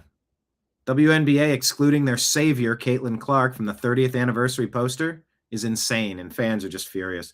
After she's getting throat punched, you see right there. Absolute disrespect. She does not need the WNBA. She should leave. Join Ice Cube's pick-up 3-on-3 basketball league. I really think she needs to do that. Why not? Bring the fans over there. Go into larger arenas, raise the ticket prices, pay some people. They're going to ruin her career. They're going to injure her. She's been injured so many times. She's a rag doll out there, a punching bag. And the referees, the league, are allowing it. There's a lot of jealousy and anger at her. But another point I was starting to make and I didn't quite finish, turn it around. I started talking about Caitlin Clark earlier and then the racial component. So anybody that wants to clip anything from the beginning of that without the context of adding this, just timestamp this at 1:39:47. Tiger Woods, a black dude, a black Asian guy, took the world by storm, and he made a lot of the regular players on the Professional Golf Association tour jealous, angry, bitter. Maybe some of them had some sort of animus toward black people in general, some would claim, and golf is perhaps notorious for being a whites-only club. That's not the case, but, slandered with such things regardless. Tennis isn't all white either, but it's been slandered as such, and you get the point. But there was a little bit of jealousy because Tiger Woods was on the cover of Sports Illustrated. He's leading off, on tonight's Sports Center. Here's Tiger Woods. But it didn't take very long for the other people in the league who were maybe jealous or maybe had some sort of ingrained bias that was manifesting now that they had to confront this a little closer than they usually did. Put all that stuff aside. They quickly figured out there's money to be made. Look at Caitlin Clark getting throat punched right here. The PGA players are like, wait a minute. The purse, like if you win this tournament, you could make $1.3 million. Then on the year 2, now that Tiger Woods has revitalized some energy back into the entire golf game across the universe, that same tour might be $2 million, $2.5 million, $4 million. Okay, so now second place is making a whole lot more money than they did. Second place might now be making more than the first place would have the year before. I don't know the exact numbers and percentages, but there was so much more money to go around. They certainly weren't doing what they could to injure Tiger Woods. Now, I know golf is a non-contact sport, but they sort of laid off whatever gripes they might have had. They go, hey, he's good for the whole sport. And Caitlin Clark coming in with the hype she had and the talent stack and people buying tickets, everybody's making more money now. And how's she getting repaid? Nobody's saying don't play defense on her. Maybe we're saying don't wind up and just blast her in the chest to break a rib or blow out her knee. Maybe stop throat punching her. I used to complain all the time in the 80s and 90s. Well, 90s were the peak Michael Jordan era. It was like if you breathed in the wrong direction, if you sneezed in the direction of Michael Jordan, they called a foul on you. And it's like, that's not fair to the other teams. You're rigging the game so it's easier for Jordan. This is the opposite. It's like you're rigging the games like they did for LeBron and Shaquille O'Neal. They were so physically dominant, and LeBron, still playing. They would routinely get hit in the head, and they wouldn't call the fouls. And I think some people were on record saying if we called every time you got fouled, every play would be a foul. You just got to get through it. But these are little ladies. And look at Caitlin Clark compared to the massive arms of this other lady as she's grinding into her throat. This is culturally significant that she's been shunned from playing in the Olympics. Don't you want eyeballs on your Olympic team? She's clearly a very talented player. And whether it's Christian Laettner, I believe he was on Duke at the time. Or was he a rookie? Was his first year in the NBA, or was he still at Duke? He probably had been drafted, right? I don't know. I forget exactly, but super young player. No, he didn't have the best career out of, he was a great college player. He was an okay pro. But he got selected. Part of the Olympics is different generations to attract different eyeballs to the game.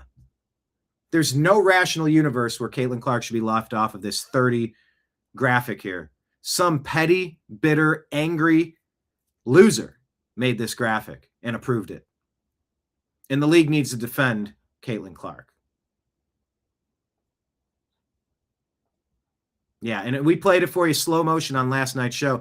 And as she pushed down, she looks into her eyes and smiles a Joker smile. And you can see her triceps and shoulders activate while she's actively pushing. You can see it. and she smiles when she gets to. And it certainly feels eerily racist. It feels eerily like, I'm getting you, white girl. I'm getting you. And look, here's payback. What percentage of the league is black and white? Let's ask. Jamie, let's look that up. What percentage of WNBA is black, white, other? There's definitely a racial animus attached. To what degree? I don't know. But she certainly started smiling as she crushed her throat with her balled up fist. The white players in the WNBA, real quick, Mark's guess is 80-20. What percent would you say the black players are in the league? And what percent of the white players? Tell me in chat real quick. Yeah, Dina's saying that that lady on the purple team, did more than Officer Chauvin. Yeah. His knee was on the, I can't spin sideways. It was on the, like the triangle between the upper neck, shoulder, back area. And he wasn't lifting up on it. He wasn't using the car to prop himself and pushing so that it was pressing on his Adam's apple. No, he was doing the restrain technique that they said in many interviews and videos. Minneapolis trained us to subdue somebody this way.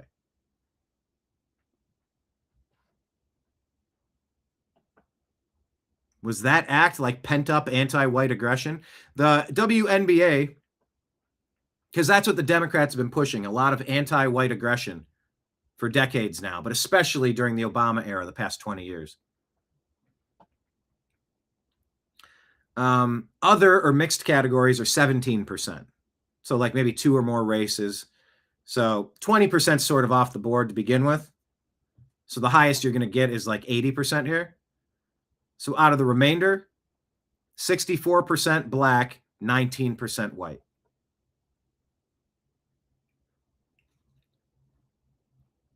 Three to 1. 64% to 19%. So if there's 30 players up here on this graphic, at 20%, how many white girls would you expect?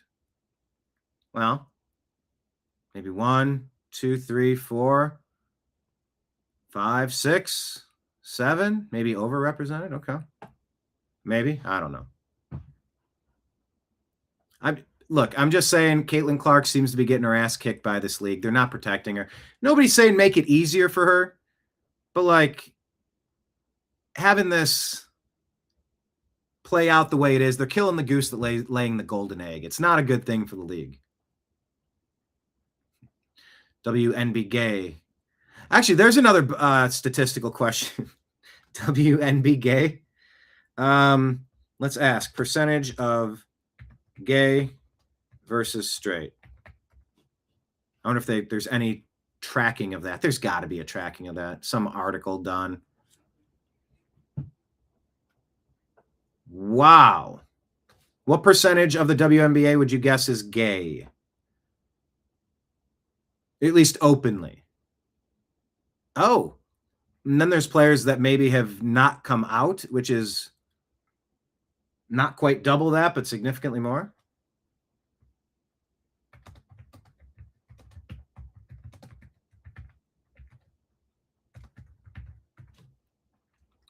And let's compare it to the percentage of gay across American women.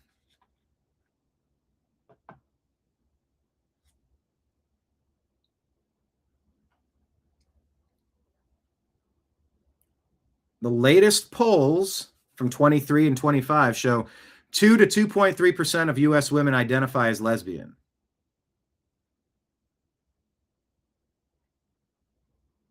And then maybe it goes up to 10%, including all of the other metrics. Because there's so many little letters attached to the movement. Call it 10%. But in the WNBA, that number is 25% approximately. 2.5 times higher. And by the way, the total, including players that have not come out, they anticipate being up to 28 to 38%, according to, what is that, Autostraddle? Okay, demographics, people. I don't know.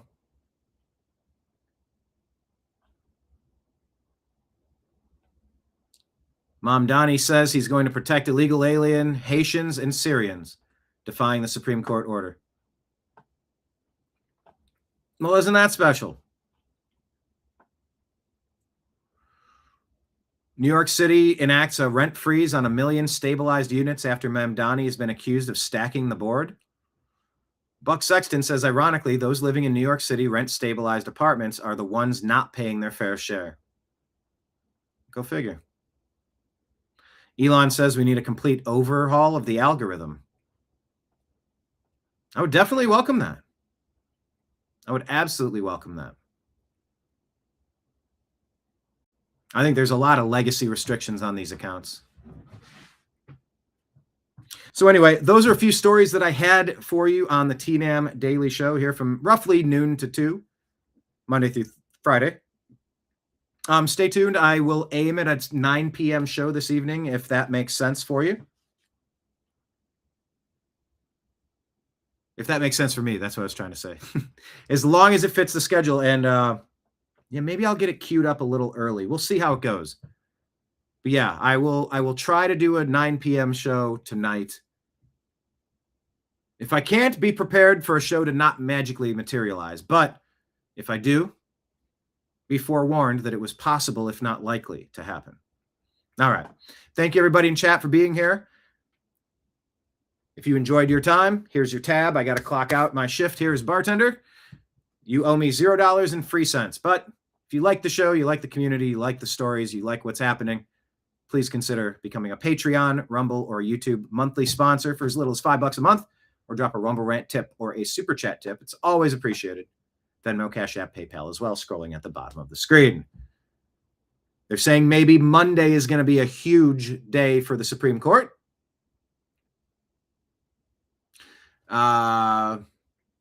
Waiting on that birthright citizenship. Is it going to be another 6-3 ruling, or are you going to have 2 traitors? Because they really have to get this right. Just because you're created here from 2 non-citizen people, why does that automatically entitle you the right? Imagine being born on the campus of Stanford. Does that mean that you get to go to school there? I mean, we'll see. We'll see how they roll. I got my eyes on Amy Comey Barrett. I have my eyes on Roberts. 6-4 can turn to 4-5 loss real quick, and I don't trust those two. And that's a massive one. I sure hope this wasn't designed to feed the right side a whole bunch of wins in order to give the right a big loss at the end. The birth tourism in this country for people to fly in here, crap out a kid, and take it away. Didn't they say that's what Hassan Piker did? And so many of these other people that are coming back when they're adults to run for office and try to seize control of the country as a citizen. Raised in India, raised in Pakistan, raised in Saudi Arabia, it doesn't matter where you're raised. Israel, Russia, Ukraine, Canada, Mexico. Being an American sort of means something. And if you don't grow up in the ecosystem of America, you don't really understand it. You don't appreciate it. You don't imbibe it the same way. How could you? You couldn't act like a member of the Cleveland Browns football team unless you went to the practices. We'll see. But they're saying the Supreme Court may have big rulings coming up on Monday. Time will tell. All right, everyone. If I do a show this evening, I'll have a whole bunch more information, but stay tuned. Just keep your eyes peeled. I might start doing some random one-off shows through the weekends. We'll see. I've got a few ideas in my head, and some new things are coming, so stay tuned. But for now, signing out on behalf of everybody out there in the TNAM universe. Marion, we need a wellness check on John, by the way. We've talked about this. He said he's fine, but he hasn't been here for days and days and days. highly unusual. Signing out on behalf of our missing members and everybody watching at home. Because if you're one of our members, you're sitting here at the bar is sort of what I'm getting at. Let's do it again. Signing out on behalf of everybody in the TNAM universe. I appreciate you. I love you. And we'll talk to you again soon. Take care, everybody. Deuces. And have a great weekend.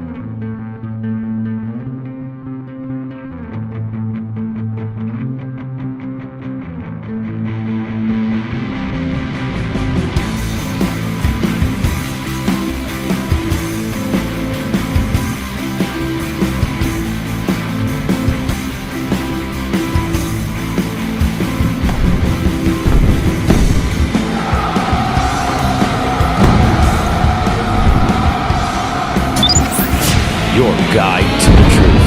The new AmericanMedia.com.